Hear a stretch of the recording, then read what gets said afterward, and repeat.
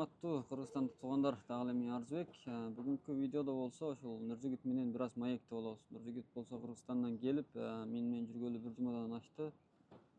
Бир аз Гуаңжуга кайткалы атат, бир 2 күн ичинде Кыргызстанга түшөт. Эми Нуржигит өзүңдө кептин кезеги. Ассаламу алейкум туугандар, кандайсыздар, жакшысыздарбы? Мен дагы ушул Кудайдын буйругу менен деп ошол Кытайга келем деп жүрүп келип калдым. Ошол Кытайга келип эле ошо Арзыбек менен сүйлөшүп, таанышып калдык. Бул жакта түнү тамактанган чыгып эле ошол жактан учурашып калып, таанышып калып эле ошол келген күндөн баштап эле азыр чогуу жүрөбүз. Мен буйруса азыр Гуанчжоуга кеттим. Анан уже 2-3 күндөн жолго чыгам ишке кайра. Не демекчимин, ошол кытайлык бир туугандарыбыз бар экен, Алла ыраазы болсун булардан. Чынында аябай ыраазы болдум. Келгенден бери базарларды кыдырып, кайсыл жерде арзан базарлар бар, кайсыл жерде кайсы товарлар арзандан чыгат, кимдер менен кантип сүйлөшүш керек, ошого анан элементарно мына конок үйлөрүн таап берген аябай жардам берип атты да. Ошол Алла ыраазы болсун. Сиздер дагы мындай келем десеңиздер, ошо Кытайга түз эле келе бергениңиздер жакшы экен. Тем более мына Арзыбекти көрүп тааныган адамдарыңыздар болсоңуздар, ушу каналдын да, YouTube каналын. Сиздер сразу эле ошол номерине байланыштырып эле келсеңер, аэропорттон эле өзү тосуп алып келип, азыр дагы мен узатканы чай ичип отурабыз да. Ошого коркпой эле. Менде мындай болчу да. Кыргызстанда жүргөндө Кытайга барсам ким тосуп алат, кандай болот деген мен ошондой кыжалатчылык ойлор бар эле да. Келгенде тилди билбесең кыйын экен, жөн эле туруп берет экенсиң да.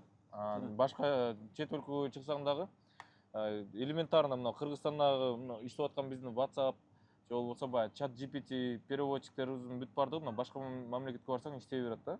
Мына Кытайда иштебей калат экен ошол нерсенин бардыгы. Мен ошол менен которуп эле өзүмчө соода кылып жүрө берем деп ойлодум эле. Андай болбоду. Анан ошо Арзыбекке жолугуп, заводдорго бардык.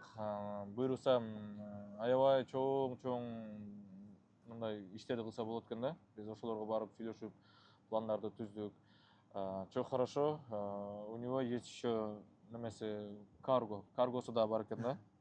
Чоң рахмат сизге. Алла ыраазы болсун. Өзүң дагы ыраазы бол. Наразы болуп кетпе да. Жок, мен наразы Кыргызстанга барып алып жамандаба мен десе.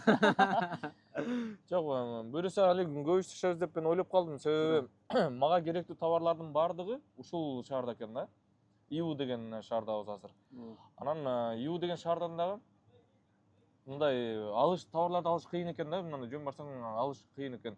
Анан тил билген адам менен барсаң оңой экен да. Ошон үчүн бир жака чыгам десеңиздер, Кытайга барам же болбосо иш кылам десеңиздер, келсеңиздер болот экен. Если байер болуп келем десеңиздер дагы мүмкүнчүлүктөр көп экен да. Себеби мен бул жакта жүргөндө мен өзүмдүн товарларым бар эле, эмне алышымды мен билет элем да. Ошол товарларым боюнча издегидик. Анан мен WhatsApp'тын статусуна мен Кытайдамын деп киргизип, Instagram'га киргизгенден кийин элдердин бардыгы аны алып бер, буну алып бер деп башталат экен да. Менин андай нерсеге убактым болгон жок. Чындап мен өзүмдүн товарыма келип ошол издеген келген үчүн мен өзүмдүн товарым менен болдум да, башкаларга товар жөнөтө албадым да. Себеби мен убактым деле жеткен жок. Если мүмкүнчүлүк болсо, узагыраак убакытта келсеңиздер жакшыраак болот экен. Бир ай, 2 айга келсе андан бир ай, 2 айга келип туруп, если байер болуп туруп, же болбосо жөн эле колуңузда акча бар, эмне кылышыңызды билбей аткан болсоңуз да, бул жака келсеңиз аябай сонун товарлар чыгып калат экен да. Аябай сонун бизнес идеялар болот. Бизнес идеялар болот экен. Мен таң калдым ошол нерселерди көрүп. Элементарно баягы эшиктердин ручкасы болот го, азыр электронный ошолор чыгып атат да. Кыргызстанда аябай эле кымбат да аларчы. Биз аларды айта берем канчадан алганымды. Айта бер да. Мен андай эшиктин баягы ручкасын алам деген оюмда жок эле, планымда жок. Көрүп алып эле ала бердим да. 2000 сомдон түштү да. Бир эшиктин ручкасы баягыдай чип менен ача турган, коддор менен ача турган ручкалар. Алар бизде Кыргызстанда минимум $100 өтөт. Мен аны Кыргызстанга барып туруп сатып берсем, мен ошондо келип кеткендеги расходум чыгып калат экен да. Бир эле эшиктин немесинен. Анан үйгө дагы керектүү буюмдардан баягы рисоваркалар, элестетиңиздер, рисоваркалар бизде $100 тегерегинде да, жакшылары. Вот ошондой да 1000 сомдон алдым да. Анан билбеген адамдар болсо, андай жерлер билбесең билбей эле калып кете берет экенсиң да. Ошо алып каргосуна салып бердик. Буйруса эми менин аркаман алар да жетип калат. Чоң рахмат. Өзүңө да Ишенип рахмат. келип, тиричилигиңиздерди кылсаңыздар болот экен. Өзүңө да рахмат. Эми уйгурларда бир сөз бар да, ошону айткачы кетейин. Кыргыз келди, кызыр келди деп коет да. Эмнеге антесиң десем, мен көп клиенттер менен, Кыргызстандагы клиенттер менен ютубтан товарлашкандар менен сүйлөшөм. Кытайга барсак, келсек дейт, а бирок келген бирөө жок да көбүнчөсү. Анан ошо эмнеликтен болду же Мага окшоп адашып калгандарбы? адашкандык дебейбиз, антча туз буйруу дейбиз да. Алла буйругачка жолугуп, сенден мурун деле чындап келген 5-6 клиент менен ошо өзүңдө эле ушинтип эле жолугуп эле иштешип кеттим да. Ошондой экен, Алланын буйругу экен, келип халал тамактарга барып аттык. Дагы мына конок үйлөрү бир эле жерде конок үйлөр болот экен, ар кандай баада болот экен да. Анан биз эми сододо жүргөн болгон үчүн бизге арзаныраак болсо, жакшыраак болсо деп ошондой кылат экенбиз да. Кыйналбадыңбы Кытайда теги? Кыйналган жокмун. Мен немеден азыр күн ысык болуп, 2 күндөн бери бирок эми биз товар издеп жүрөбүз да. Бул жака биз эс алганы келген жокпуз да. Бул жака биз иштеген, товар алганы убакыт өткөрбөйлү деп. Анан если байер болуп келген адамдарга жакшы экен. Нормально акча болсо болот экен. Буюрса, ошо туугандар, келе бериңиздер.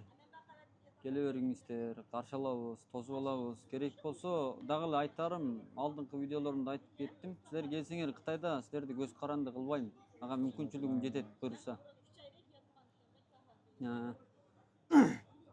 Кандай товарлар керек болсо айтсаңар, мен ошо оюңардагы жерге завод болобу, же болбосо топ таркаткан жер болобу, же ошондой арзан товарлар бар жерлер болобу, бар жогун апарып көрсөткөнгө мүмкүнчүлүк бар. Мына буюрса Нуржигит менен эле жакшынакай таанышып, өтө сонун бир туугандай болуп кеттик да, чыгышып. Эми такыр кыргызбыз да, бир боордош, туугандык. Дагы эле айтарым, Кытайга келгиле. Эми Арзыбек дагы эле күтүп алам. Эгер кийинкисинде ошо Нуржигит менен келсем болот эле десеңер, тикелей Нуржигит менен кабарлашсаңыздар болот. Ооба, мен буюрса азыр мен өзүм пландарым бар эле да. 10-унда Кытайга барамын, 19-уна чейин кайра кайтамын деп. Ушундай пландар боюнча келгем да. Эми Бишкекте пландарымды бүтүрүп коюп, мен бул жака сөзсүз келем деп чечтим да. Себеби бул жакта чындыгында возможность аябай көп экен. Мен аябай таң калдым ошол нерсени көрүп. Анан көбүнчөсү бизде Кыргызстанда эме го, ошол эле баягы эле ошо Кытайча билиш керек аны үчүн, андай мындай. Эч нерседен коркпой эле келсе, биз азыр адамбыз да, 21-кылымда жашап атабыз. Баардыгынын колунда телефон бар. Анан биздин кыргыздардын ушул жактагы кыргыздар болуп калганы биз кыргыздар үчүн аябай чоң повезло экен да. Ошого силерге чоң рахмат, тынч болуңуздар. Кытайлык бир туугандар. Эми Кытай чоң да. Буюрса. Барам буюрса, Кытай чоң. Эми Иву менен Гуанчжоуга келсеңер болуп да, Ивуга келсеңер мени оңой эле таап аласыңар туугандар. Мени бат эле таап аласыңар да. Анан Гуанчжоуга келсеңер деле мен жардамымды аябайм. Эми менден алыс тиги Техника деген, Шандун деген шаарлар бар. Ал тараптарга кетип калсаңар, эми балким кээде жаныңарга бара албаштыгы мүмкүн. А бирок ошо алды менен келип, мен менен көрүшүп, сүйлөшүп туруп, буякты бир көрүп, анан мындай бизнес кылгым бар эле, же болбосо немесем болот эле десеңер, келе берсеңер менен кабарлашсаңыздар боло берет. Рахмат туугандар. Мейли, чоң рахмат туугандар. Ошол чалып туруп келе бериңиздер. Үйдө отурбай, кичине акчаңыз барбы, келип туруп бир нерсе алып туруп сатыңыз. Же болбосо бир $1000 акчаңыз болсо деле бул жака эле эптеп жетип алсаңыздарчы, бул жактан байер болуп иштесеңиздер жөнөй болуп кетесиздер. Себеби кыргыздын неси көп, кыргыздын тууганы көп да. Анан баардыгын тааныштар болот экен. Аны көрүп бер, буну көрүп бер, аны алып бер, буну алып бер башталат экен. Мен өзүм да жаман таң калдым да. Ошол мейли, тынч болуңуздар буюрса.